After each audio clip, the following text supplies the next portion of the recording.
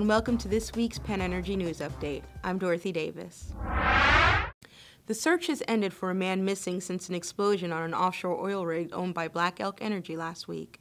2 men were killed in the blast, another 4 hospitalized, and 2 went missing. One of those men was found within days of the explosion. Of the men in the hospital, 1 is improving and is now in fair condition. The other man remains in critical or serious condition. The blast occurred after maintenance workers cut into a pipe containing oil, igniting it. Black Elk says a worker mistakenly grabbed a blowtorch instead of a saw to cut the line.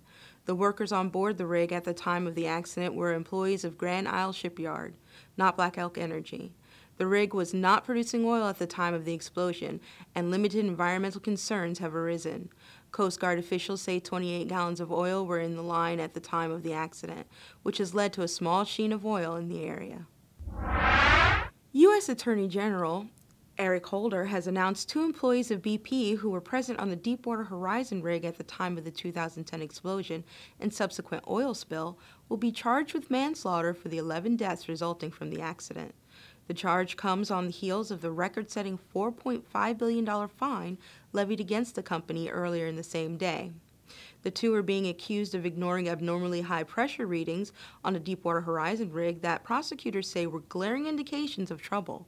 Attorneys for the 2 employees immediately countered, saying their clients were scapegoats, and the charges showed exceedingly poor judgment on the part of the prosecutors. Production on the Troll C platform in the North Sea has been resumed, following a shutdown on November 15th due to corrosion found in tanks on the platform's auxiliary gas treatment system. The head of the production on Troll C says repairs have been made and production has resumed, although only at 70% capacity. There is no word when production will reach maximum capacity. Production at Statoil's LNG plant at Hammerfest has been shut down after a power failure. The incident led to an evacuation of personnel. No one was injured. The plant was without power for about 20 minutes before backups kicked in. Work to normalize activity is now underway. Production at Hammerfest will remain shut down until the facility has been inspected for any damage or malfunction.